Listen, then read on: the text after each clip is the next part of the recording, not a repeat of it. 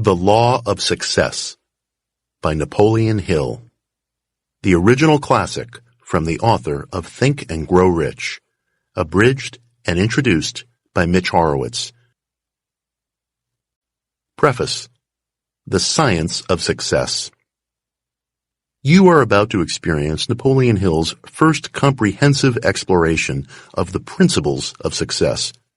Hill began this project when, as a young journalist, he interviewed industrialist Andrew Carnegie in 1908. Carnegie urged the writer to make an intensive study of leaders across diverse fields to determine whether high achievers share a set of common traits. Hill dedicated himself to this exploration for the next 20 years, and in 1928, he published his findings in a series of 16 pamphlets called The Law of Success. This work became the basis for everything that followed in Hill's career, including his landmark Think and Grow Rich in 1937. That later volume is primarily a digest and refinement of insights Hill first set down in The Law of Success. But some of Hill's most valuable ideas didn't make it into Think and Grow Rich. Hill's chapter here on the Golden Rule is one of his clearest and most poignant statements on how your thoughts directly shape your experience. Likewise, his chapters on self-control, accurate thought, and concentration highlight some of his sharpest insights. The Law of Success remains Hill's most ambitious and wide-ranging exploration of the principles upon which greatness is built. This condensed edition retains all of the core points and strategies of Hill's original work. While technology has obviously undergone radical changes since Hill published this book, his insights into human nature and the ingredients of achievement remain strikingly relevant. If you are pursuing any personally meaningful aim, whether launching a business, attaining distinction as an artist or professional, or repairing injustice in the world, this book may prove one of the most significant learning experiences of your life. Return to it several times, memorize its lessons, and above all, use it. Mitch Horowitz.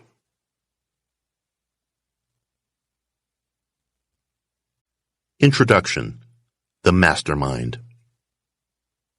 This is a course in the fundamentals of success. Success is largely a matter of adapting to the changing circumstances of life in a spirit of harmony and poise. Harmony is based on understanding the forces around you. This course analyzes those forces and provides a blueprint to success. To begin with, you can never exercise power and attain success without the type of personality that influences others to willingly cooperate with you. Each lesson teaches you how to build a winning personality through the 15 laws of success. They are 1. A definite chief aim. 2. Self-confidence.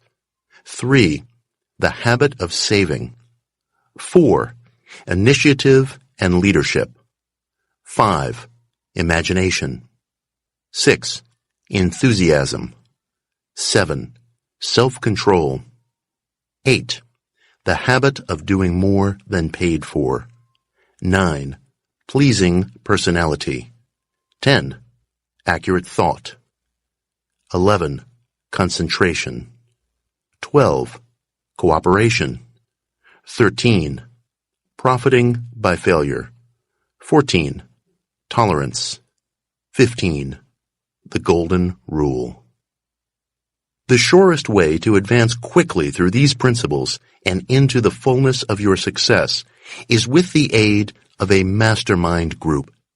A mastermind group consists of several people who coordinate their minds in pursuit of a goal. The group may consist of any number from 2 or higher. Select the members of your mastermind group carefully. The key ingredient is harmony and cooperation. You may focus on one group goal, or each member may have his own personal aims. Arrange a time to meet regularly to discuss your plans and ideas and to exchange advice and guidance. When you're not together, Hold each member's wishes and needs in your mind. This friendly alliance, if carried out with purpose and harmony, will, in time, yield extraordinary results. For example, everyone in the group gains the ability to gather insight through the subconscious minds of all the other members. This produces a more vivid, imaginative, and mental state in which new ideas flash into your awareness. Every high achiever I know has employed the power of the mastermind. Do not neglect it.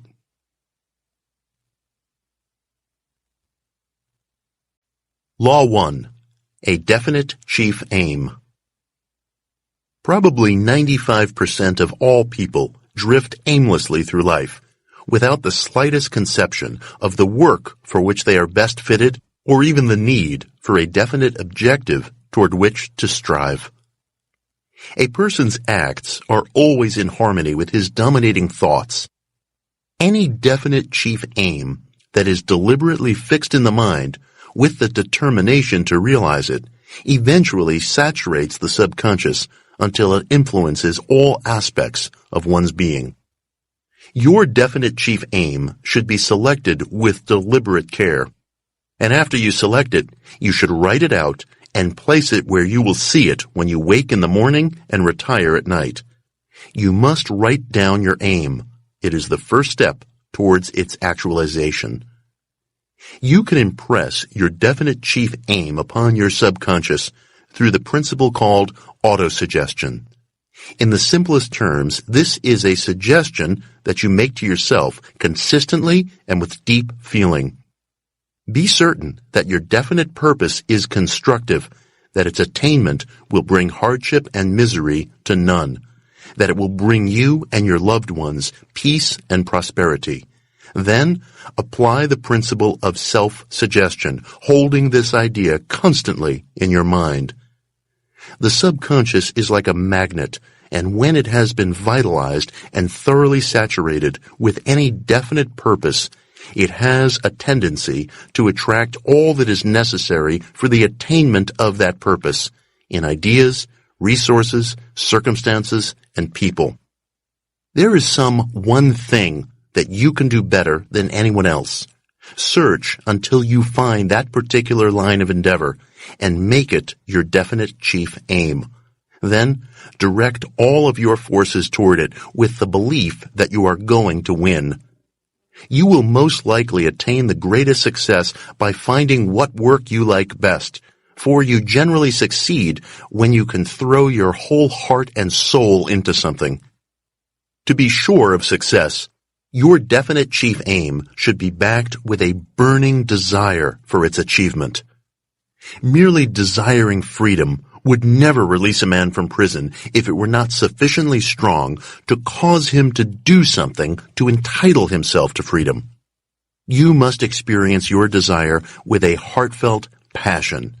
Singleness of purpose is essential for success.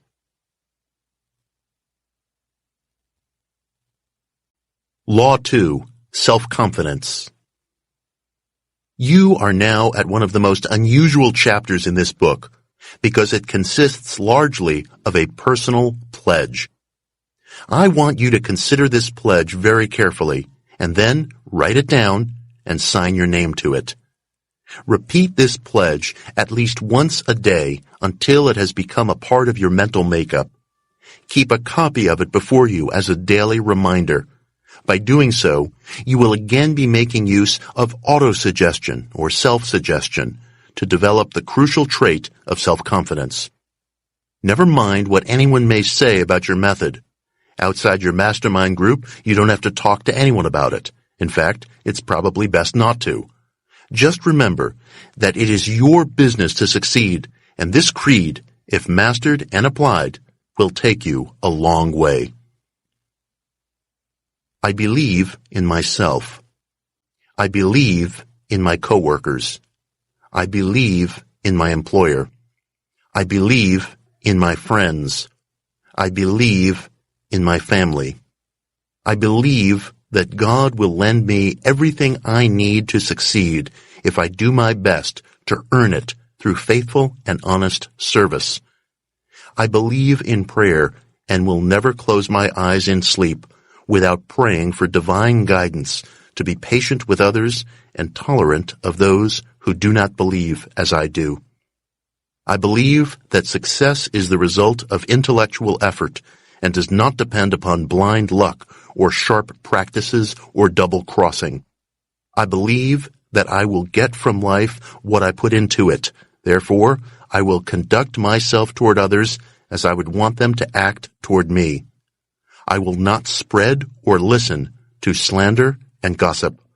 I will not slight my work, no matter what I may see others doing. I will render the best service possible because I have pledged myself to succeed in life, and I know that true success is the result of conscientious and efficient effort. Finally, I will forgive those who offend me because I realize that I shall sometimes offend others, and I will need their forgiveness. Remember, write this statement out, sign it, recite it daily, and keep it where you can see it.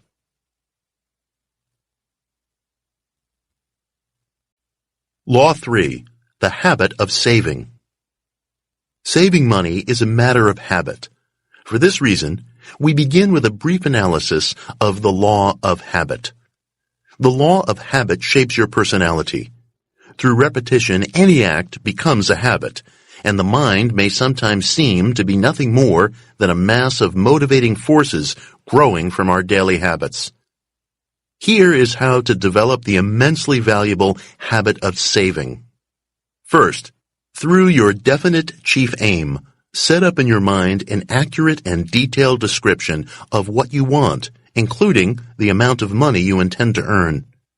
Your subconscious takes over this picture and uses it as a blueprint to mold your thoughts and actions into practical plans. Through the law of habit, you keep the object of your definite chief aim fixed in your mind until it becomes firmly and permanently implanted there. This practice will erode the poverty consciousness and set up a prosperity consciousness. You will actually begin to demand prosperity. You will begin to expect it. You will begin to prepare yourself to receive it and to use it wisely, thus paving the way for the habit of saving. Second, having in this manner increased your earning ability, you make further use of the law of habit by committing in the written statement of your definite chief aim to save a fixed percentage of all that you earn. As your earnings increase, your savings increase in proportion, and you will be on the road to financial stability.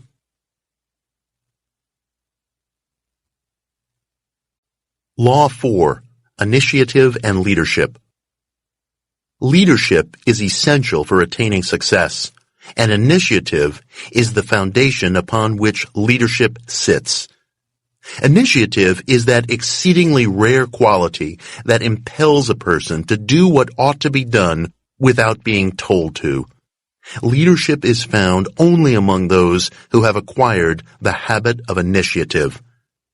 Leadership is something you must invite yourself into. It will never thrust itself upon you. If you carefully analyze all the leaders with which you are familiar, you will see that they not only exercised initiative, but also went about their work with a definite purpose. You will further see that they possessed self-confidence. Anyone who lacks these traits is not really a leader. Here is the exact procedure to become a person of initiative and leadership. First, you must eliminate all procrastination. This habit gnaws at the soul. Nothing is possible until you throw it off. Second, you can best develop initiative by making it your business to interest those around you in doing the same. You learn best that which you teach. Third, understand that there are two kinds of leadership. One is as deadly as the other is helpful. The deadly brand belongs to pseudo-leaders who force their will on others. The brand we are after was seen in Abraham Lincoln. His leadership brought truth, justice, and understanding. Those qualities have engraved his name upon the heart of the world. Emulate them. Law 5. Imagination. You will never have a definite purpose in life. You will never have self-confidence. You will never have initiative and leadership unless you first create these qualities in your imagination and see them as yours. You may see how important imagination is when you stop to realize that it is the only thing in the world over which you have absolute control. Others may cheat you or deprive you of material wealth, but no one can deny you the control and use of your imagination. Your imagination is the mirror of your soul, and you have every right to stand before that mirror and see yourself as you wish to be. You have the right to see in that mirror the mansion you intend to own, the business you plan to manage, the station in life you intend to occupy. Your imagination belongs to you. Use it. The more you use it, the more efficiently it will serve you. Your battle for achievement is already half won when you know definitely what you want. The selection of your definite chief aim calls for both imagination and decision. The power of decision also grows with use. Prompt decision in compelling the imagination to create a definite chief aim gives you a more powerful capacity to reach decisions in other matters.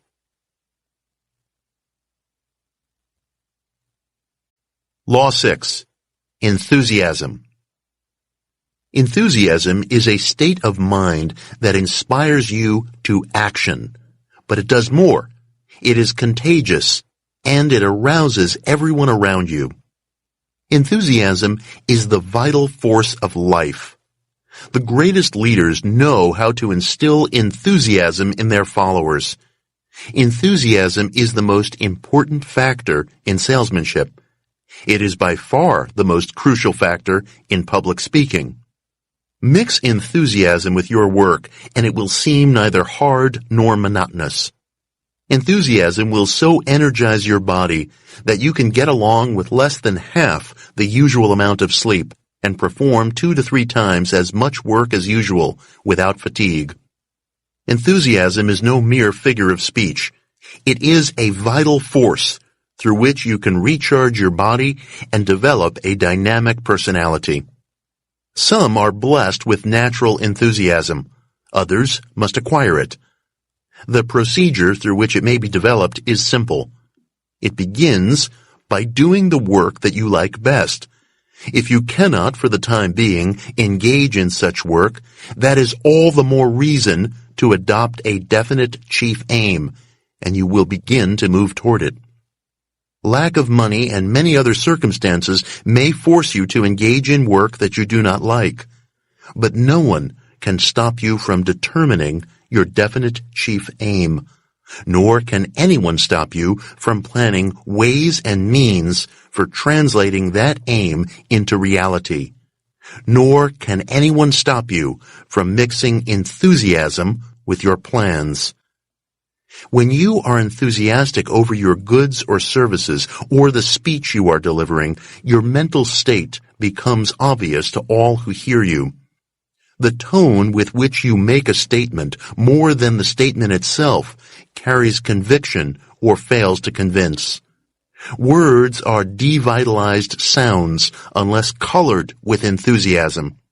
But take note, never express through words or acts something that does not harmonize with your beliefs, or you will lose the ability to influence others. I do not believe that I can afford to deceive anyone about anything, but I know that I cannot afford to deceive myself. To do so would destroy the power of my pen. It is only when I write with the fire of enthusiasm that my writing impresses others. It is only when I speak from a heart that is bursting with belief in my message that I can move my audience to accept it.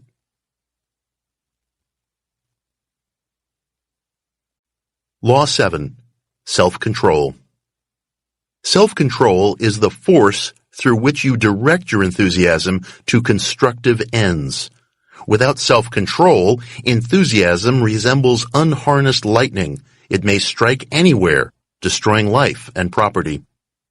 The balanced person possesses both enthusiasm and self-control. The majority of our griefs result from lack of self-control. Scripture is full of injunctions to self-control. It even urges us to love our enemies and to forgive those who injure us. The law of non-resistance runs like a golden cord throughout the Bible. Where does self-control come from? Consider this very carefully. Thought is the only thing over which you have total dominion. This is of profound significance.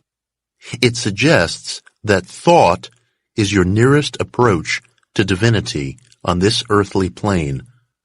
This fact carries another vital idea, namely that thought is your most important tool, the one with which you may shape your destiny. Divine providence did not make thought the sole power over which you have absolute control, without associating that power with potentialities which, if understood and developed, would strain belief. Self-control is solely a matter of thought control. You are searching for the magic key to power, and yet you have the key in your hands and may use it the moment you learn to control your thoughts. A student once asked how he could control his thoughts in a state of intense anger. I replied, in exactly the same way that you would change your manner and tone if you were in a heated argument with a family member and heard the doorbell ring, signaling that company was about to visit. You would control yourself because you would desire to. If you have ever faced a similar predicament where you found it necessary to quickly conceal your feelings and change your facial expression, you know that it can be done because you want to. Back of all achievement, back of all self-control, back of all thought control, is that magic something called desire. It is no exaggeration to say that you are limited only by the depth of your desire. When your desire is strong enough, you will appear to possess superhuman abilities. No one has ever explained this phenomenon of the mind, and perhaps no one ever will, but if you doubt that it exists, you have only to experiment. Don't say it can't be done, or that you are different from the thousands of people who have achieved noteworthy success. If you are different, it is only because they desired the object of their achievement with greater depth and intensity than you. The energy that most people dissipate through lack of self-control or fritter away gossiping would, if controlled and directed constructively, be sufficient to attain their definite chief aim, provided they have one.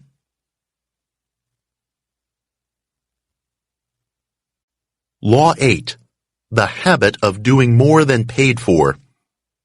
Here is one of the most important laws of this philosophy. A person is most efficient and will more quickly and easily succeed when engaged in work that he loves or work that he performs for someone he loves. When the element of love enters any task, the quality of the work improves and the quantity increases. When engaged in work that you love, it is no hardship to do more and better work than you are paid for. For this very reason, you owe it to yourself to find the work you like best. There are many reasons to do more than you are paid for, but two stand out. First, by establishing a reputation as someone who performs more and better work than paid for, you benefit by comparison with competitors who rarely show such commitment. Second, suppose you want to develop a strong right arm. You could develop such an arm only by giving it the hardest use. Out of resistance comes strength. By performing more and better service than paid for, you not only develop your skill and ability, but also can command greater remuneration than the majority who do not perform such service. Try this experiment. For the next 6 months, commit to rendering useful service to at least one person every day for which you neither expect nor accept monetary pay. Go at this experiment with faith that it will prove to you one of the most powerful laws of success, that you succeed best and quickest by helping others to succeed.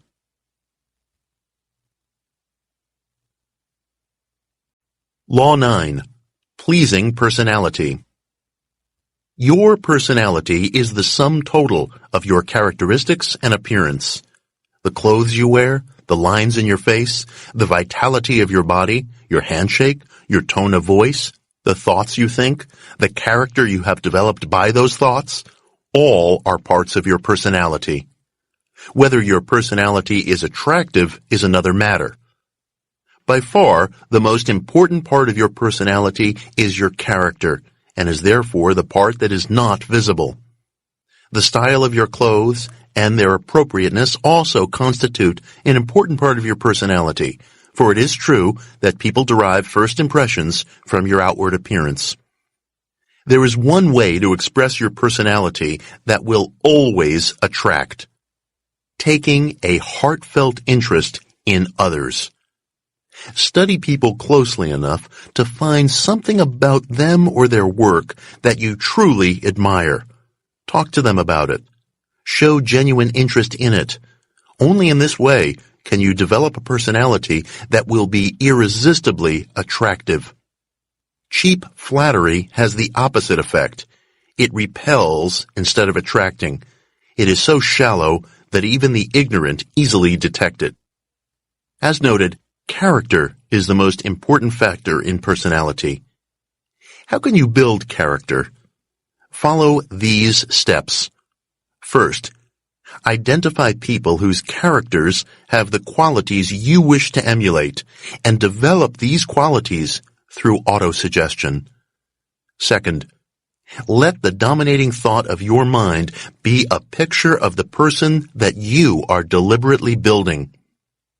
Third, find at least one person each day, and more if possible, in whom you see some good quality, and praise it. But remember, this praise must be genuine and not insincere flattery. I cannot overemphasize the benefits of praising openly and enthusiastically the good qualities in others. For this habit will soon reward you with a feeling of self-respect and manifestation of gratitude from others, which will modify your entire personality.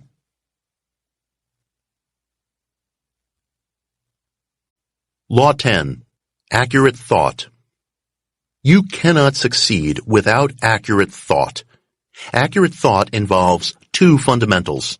First, you must separate facts from mere information. Much information is not based upon facts. Second, you must divide facts into two classes, important and unimportant. All facts that aid your pursuit of your definite chief aim without violating the rights of others are important and relevant. All that you cannot use are the opposite. If you direct your attention exclusively to the important facts, those that contribute to the realization of your aim, you will attain a special clarity. You must also avoid the vulgar and self-destructive habit of spreading and listening to gossip. If you permit yourself to be swayed by all manner of information, especially rumors and gossip, you will never become an accurate thinker, and you will not attain your definite chief aim. We will now explore a special form of thought that does much more than gather and organize facts. In many ways, this form of thought is the keynote of this course. We will call it creative thought. With a few exceptions, man has not yet recognized creative thought as the connecting link to the power of infinite intelligence. To understand how this occurs, we return to the topic of autosuggestion. The sense impressions arising from your environment or from the statements and actions of others are mere ordinary suggestions. But the sense impressions that you place in your own mind, that you deliberately and confidently dwell upon, think of at every opportunity, and mentally picture and feel, are the product of self-suggestion or autosuggestion. Autosuggestion is the telegraph line over which you register in your subconscious the aim you wish to create in physical form. The subconscious is the intermediary between the conscious thinking mind and infinite intelligence. You can invoke the aid of infinite intelligence through the subconscious only by giving it clear instructions as to what you want. Hence, the critical need for a definite chief aim. The subconscious records the suggestions that you send it through autosuggestion and invokes the aid of infinite intelligence in translating these suggestions into their natural physical form through natural means which are in no way out of the ordinary. First, you must select the picture to be recorded, your definite chief aim. Then, you fix your conscious mind upon this purpose with such intensity that it communicates with the subconscious through autosuggestion and registers that picture. You then watch for and expect manifestations of the physical realization of that picture. Bear in mind that you do not sit down and wait nor go to sleep with the expectation that infinite intelligence has granted your desire. No. You go right ahead doing your daily work with full faith and confidence that natural ways and means for the attainment of your definite purpose will open to you at the proper time and in a suitable manner. Infinite intelligence will not build you a home and deliver it ready to enter. But infinite intelligence will open the way and provide the necessary means, including insights, intuitions, and ideas, which allow you to build your own house. Do not rely upon miracles for your definite chief aim.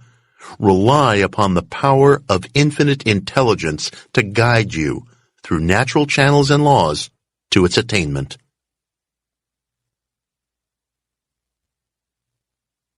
Law 11. Concentration.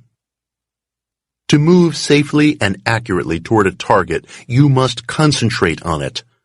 Two important laws enter into the act of concentrating on a given desire. One is the law of autosuggestion, which we have already reviewed. The other is the law of habit, which we will now consider in further detail. Habit grows from environment and repetition, from doing and thinking the same thing over and over.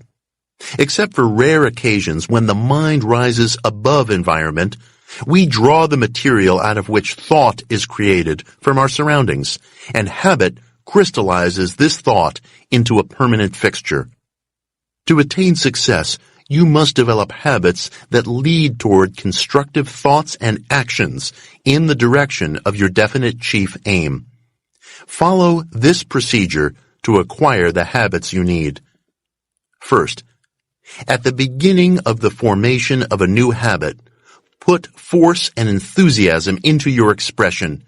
Feel what you think. Remember that you are taking the first steps toward making a new mental path. It is much harder at first than it will be later. Make the path as clear and as deep as you can at the beginning, so that you can readily see it the next time you wish to follow it.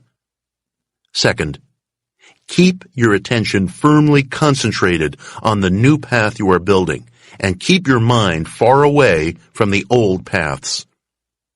Third, travel over your newly made paths as often as possible. Make opportunities for doing so. The more you traverse these new paths, the sooner they will become familiar and easily traveled. Fourth, resist the temptation to travel over the older, easier paths that you have used in the past. Every time you resist a temptation, you grow stronger. Fifth, Be sure that you have mapped out the right path as your definite chief aim, and then charge at it without fear or doubt.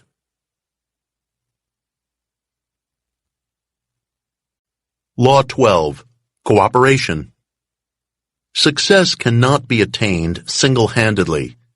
It requires cooperative effort. Even a hermit in the wilderness is dependent upon forces outside himself for existence. The more he becomes a part of civilization, the more he depends upon cooperative effort. If your philosophy is based upon cooperation instead of competition, you will not only acquire the necessities and luxuries of life with less effort, but you will enjoy an additional reward in happiness. Fortunes acquired through cooperative effort inflict no scars upon the hearts of their owners. Ordinary cooperative effort produces power, but cooperative effort that is based upon complete harmony of purpose develops superpower. Give a person of average ability a sufficiently visualized and passionately felt motive, and he will develop superpower. Men work harder for an ideal than they will for money. Remember this when searching for a motive to develop group cooperation. Men generally respond to three major motivating forces. 1. The motive of self-preservation. 2. The motive of sexual contact. 3. The motive of financial and social power. Regardless of who you are or your definite chief aim, if you depend upon others, as almost all of us do, you must present them with a motive strong enough to ensure their full cooperation.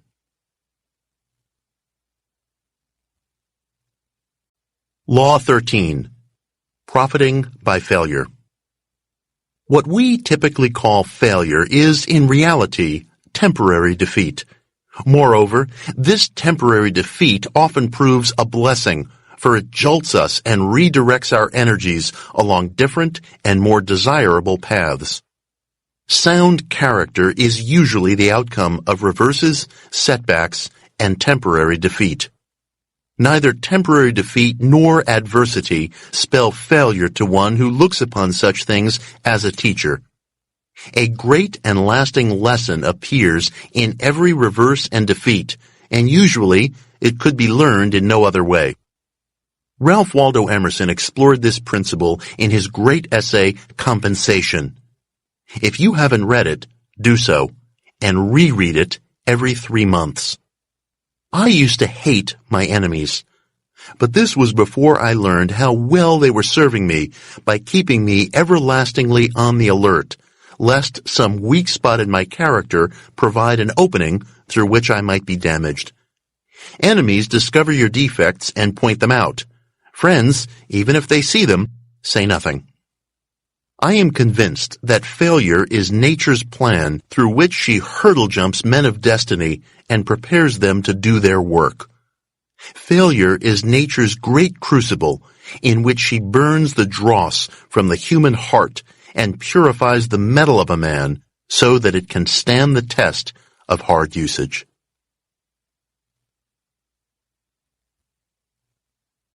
Law 14. Tolerance. Always remember these two facts about intolerance. First, intolerance makes enemies. It disintegrates the organized forces of society. It dethrones reason and substitutes mob psychology in its place. Intolerance is a form of ignorance that must be mastered before enduring success may be attained. Second, intolerance is the chief disintegrating force in the organized religions of the world, where it plays havoc with the greatest power for good on earth by breaking it up into small sects, which spend as much time opposing each other as in combating evil. Anything that impedes the progress of civilization also stands as a barrier to each individual. I once encountered intolerance in myself, and I vowed to unlearn much that I had previously considered the truth. I discovered that I had acquired my views of religion, politics, economics, and many other important subjects simply by picking up what my family believed. Most of my views were unsupported by even a reasonable hypothesis, much less facts. Imagine suddenly discovering that most of your philosophy had been built on bias and prejudice. I urge you to learn how and where you acquired your philosophy of life in order to trace your prejudices and biases to their original source, and to discover, as I did, the degree to which you are the result of training you received before the age of 15.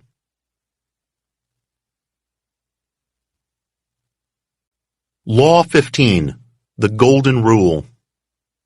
For more than 25 years, I have been observing how men behave in positions of power, and I have seen that the man who attains power in any way other than a slow step-by-step process is in constant danger of destroying himself and all whom he influences. For more than 4,000 years, humanity has preached the Golden Rule as the foundation of good conduct.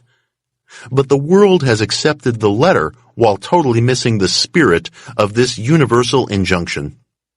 We acknowledge the Golden Rule merely as a sound principle, but we have failed to understand the inner law upon which it is based.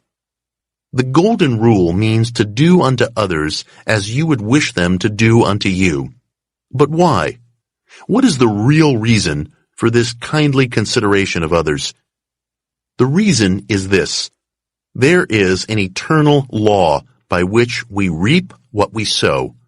When you select the rule of conduct by which to guide your life, you are more likely to be fair and just if you know that you are setting into motion a power that will run its course in the lives of others, returning, finally, to help or hinder you according to its nature. It is your choice to deal unjustly with others. But if you understand the law upon which the Golden Rule is based, you must know that your unjust deals will return to you. You cannot pervert or change the course of this law, but you can adapt yourself to its nature and thereby use it as an irresistible power that will carry you to heights of achievement. This law does not stop merely by flinging back at you your acts of injustice and unkindness. It goes further, much further, and returns to you the results of every thought that you release. Therefore, it is advisable not only to do unto others as you wish them to do unto you, but to make full use of this great universal law. You must think of others as you wish them to think of you. The law upon which the Golden Rule is based begins affecting you for good or evil the moment you release a thought. Understand this law, and you understand all that the Bible has to reveal. The Bible presents one unbroken chain of evidence that man is the maker of his own destiny. All your acts toward others, and even your thoughts of others, are registered in your subconscious through the principle of autosuggestion, thereby building your own character in exact duplicate. Can you see how important it is to guard those acts and thoughts? You cannot act toward another without having first created the nature of that act in your own thought, and you cannot release a thought without planting the sum and substance of it in your own subconscious, there to become a part of your own character. Grasp this simple principle, and you will understand why you cannot afford to hate or envy another person. You will also understand why you cannot afford to strike back at those who do you an injustice. Likewise, you will understand the injunction, return good for evil. Throughout this course, I have emphasized one particular principle for the purpose of revealing that your personality is the sum total of your thoughts and acts, and that you come to resemble the nature of your dominating thoughts. Man alone has the power to transform his thoughts into physical reality. Use the palace of your mind methodically, carefully, and deliberately, and you will reconstruct on the outside those dreams that dwell within.